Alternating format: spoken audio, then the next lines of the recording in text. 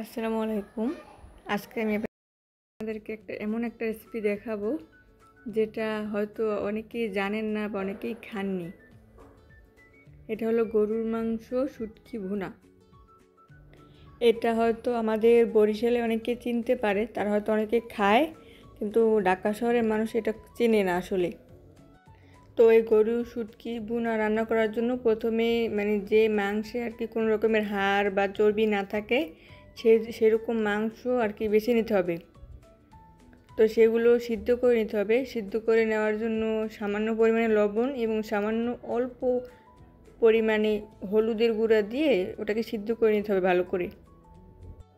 সিদ্ধ করে রোদে টাটকা একদম শুকিয়ে নিতে হবে, একদম টাটকা করে। এই যে দেখতে পাচ্ছেন আমি এরকম একদম টাটকা করে শুকাতে হবে। এরকম শিলের নোড়া যেটা বলে পাটা পুঁতা, এরকম পুঁতা দিয়ে ওটাকে ছেঁচতে হবে।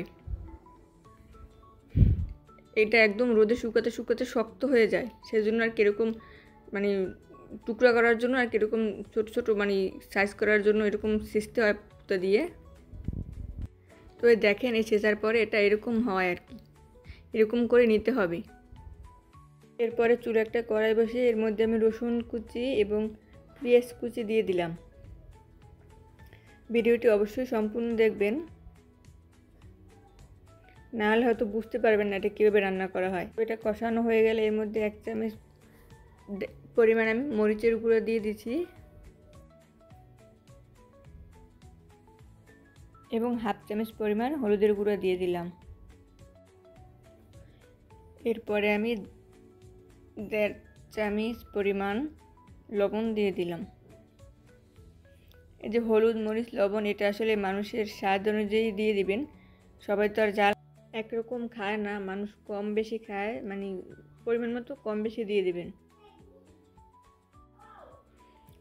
তো কিছুক্ষণ এরকম মশলাটা কষিয়ে নিতে হবে।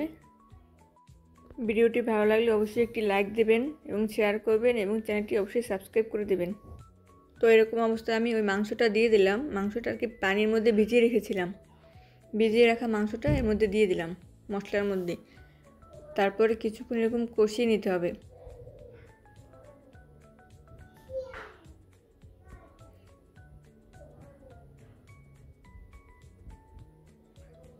এর মধ্যে আমি তেজপাতা দিয়েছি, যদিও তেজপাতা দেওয়ার ক্লিপিংটা আসলে নেওয়া হয়নি।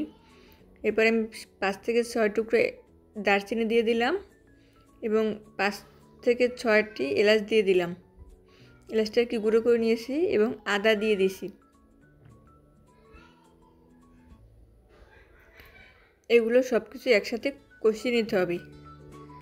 মশলাগুলো এগুলো যতই কষাবেন ততই খেতে স্বাদ হয়, মজাটা হয়। এবার সামান্য একটু স্বাদের জন্য সামান্য পরিমাণে একটু চিনি দিয়ে দিলাম।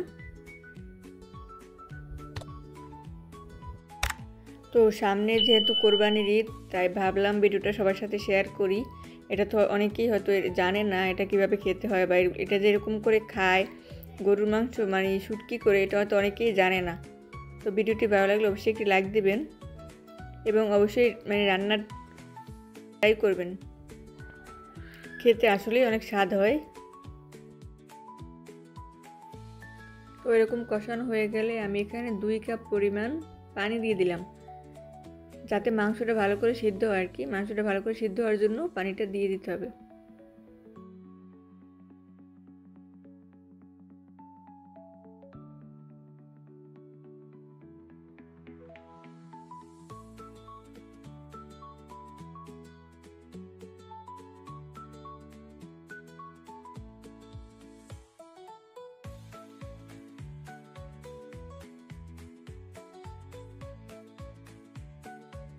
তো যতক্ষণ পর্যন্ত এই পানিটা শুকিয়ে না যায় ততক্ষণ পর্যন্ত এটাকে কষিয়ে নিতে হবে।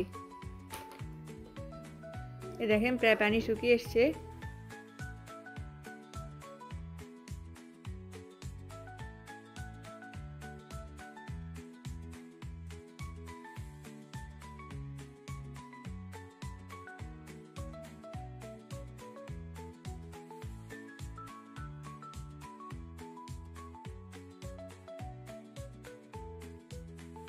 এই যে দেখেন মাংসটাও প্রায় সিদ্ধ হয়ে গেছে, অর্ধেক প্রায় সিদ্ধ হয়ে গেছে আর পানিটা শুকিয়ে গেছে। এরকম কষিয়ে নিতে হবে। এবং এই পর্যায়ে আমি দিয়ে দিচ্ছি কুচি করে রাখা আলুটা কুচি করে রেখেছিলাম, সেটা ভিতরে দিয়ে দিলাম। এখন সবগুলো একসাথে কষিয়ে নিতে হবে। অল্প পরিমাণে পানি দিয়ে দিলাম, যাতে ওই যে মশলাগুলো পুড়ে যাচ্ছে আর কি, এই জন্য যাতে মশলাটা পুড়ে না যায়।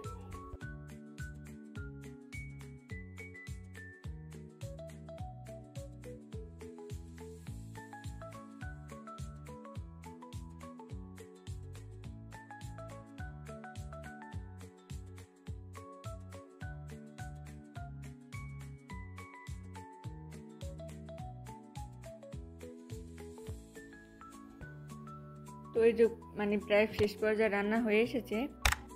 তো এগুলো এরকম কষানোর পরে আমি এগুলো এক সাইডে রেখে দিয়েছি এবং আলাদা একটা কড়াইতে এই যে তেলে বাগার দেওয়ার জন্য শুকনো মরিচ এবং পেঁয়াজ নিয়ে নিয়েছি। এগুলো তেলে বাগার দিতে হবে, সেজন্য একদম কড়া করে ব্রাউন কালার করে ভেজে নেব। এখন এরকম অবস্থায় যখন এটা প্রায় হয়ে যাবে, তখন এর মধ্যে এই যে তেলে বাগার দেওয়ার জন্য পেঁয়াজ এবং মরিচ সব কিছু আর কি দিয়ে দিলাম। এগুলো একবার নেড়ে চেড়ে দিয়ে দিব। সবগুলো ভালো করে মিক্স করে নেব।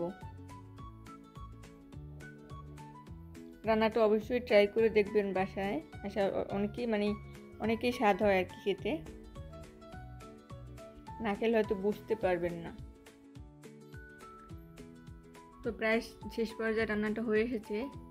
ভিডিওটি ভালো লাগলে অবশ্যই একটি লাইক দিবেন এবং শেয়ার করে দিবেন এবং চ্যানেলটি অবশ্যই সাবস্ক্রাইব করবেন, যাতে পরবর্তী আমি কোনো ভিডিও আপলোড করার সাথে সাথে আপনাদের কাছে পৌঁছে যায়। তো এই দেখেন রান্নার শেষে মাশাআল্লাহ দেখতে কত সুন্দর হয়েছে। আসলে দেখতে সুন্দর না, খেতে অনেক স্বাদ হয়েছিল। অবশ্যই আপনার বাসায় ট্রাই করে দেখবেন। এটা তো কখনই হয়তো খাননি, ট্রাই করে দেখবেন, অবশ্যই ভালো লাগবে খেতে।